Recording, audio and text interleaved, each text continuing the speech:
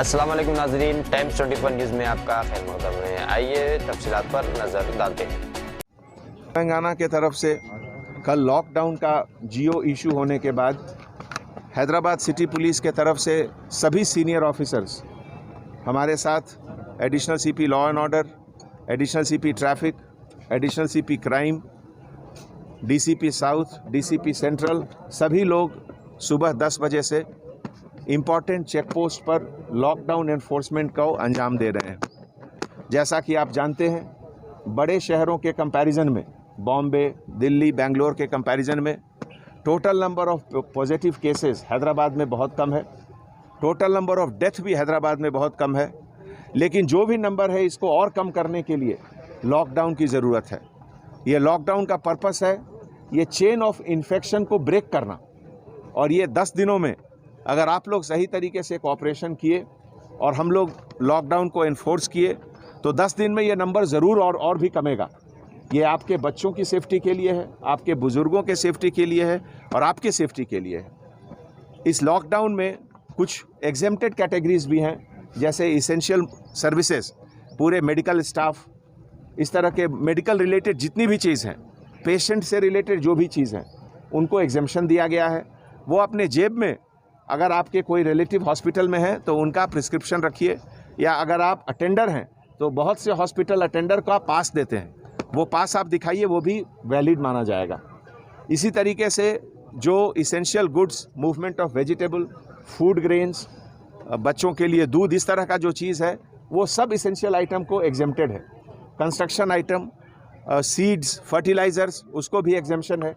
तो अगर आपकी बड़ी गाड़ियां में ये सब आइटम आ रही हैं तो आप सेल्फ डिक्लेयर कर सकते हैं। अपने फ्रंट विंड स्क्रीन में बाईं तरफ A4 साइज़ का पेपर में आप लिख के उसमें मेंशन करें कि आप क्या कैरी कर रहे हैं, तो आपको अलग से पास की ज़रूरत नहीं है। अगर आपको इंटर डिस्ट्रिक्ट पास की ज़रूरत है या इंटर स्टेट पास की ज़रूरत है, तो वो पास जो प्लेस ऑफ ओरिजिन है, अगर मान लीजिए हैदराबाद से ओरिजिन है, सेंट्रल जोन के एरिया से, तो डीसीपी सेंट्रल जोन ओरिजिनेटिंग पास जो जगह है वहाँ से पास देंगे, और आप जहाँ जा रहे हैं वहाँ से वापस आने के लिए आपको वहाँ का पास लेना होगा। पिछले 10-12 घंटों में जो ई पोर्टल का एक प्लेटफॉर्म सिटी पुलिस के तरफ से क्रिएट किया गया है, उसमें बहुत लोगों ने अप्लाई किया है और ऑनलाइन लगभग 700 से ज़्यादा लोगों को अभी तक हम लोग पास दे चुके हैं। तो मैं आपसे गुजारिश करता हूं कि अगर आपको पास की ज़रूरत है इस तरीके से कुछ इसेंशियल काम के लिए, तो आप अप्लाई करें। लेकिन अगर कोई पास का मिसयूज़ करता है तो उसकी गाड़ी जब्त हो जाएगी और उसके खिलाफ सख्त कानूनी कार्रवाई भी होगी। ये पूरा जो एफर्ट गवर्नमेंट के तरफ से, गवर्नमेंट के सभी डिपार्टमेंट के तरफ से हो रहा है, ये आपकी सेफ्टी के लिए है, आपके परिवार के सेफ्टी के लिए है।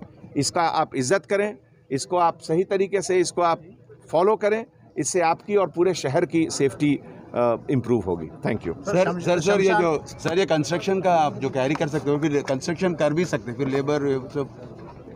सर शमशान और कब्रिस्तान में जो बॉडी वॉश करते हैं उनके लिए पासेस के लिए क्या इंतजाम किया गया है सर? क्योंकि जहाँ तक कब्रिस्तान का सवाल है, क्रीमेशन ग्राउंड का सवाल है, बरियल ग्राउंड का सवाल है, ये इसेंशियल सर्विसेज के कैटेगरी में आता है। अगर किसी के घर में मौत होती है, किसी अस्पताल में मौत होती है, उसको किसी तरह का रिस्ट्रिक्शन नहीं है। उनको जहाँ भी उनको अपना बताए हुए मुकामी क्रीमेशन ग्राउंड है, बरियल ग्राउंड है, वहाँ आप जा सकते हैं।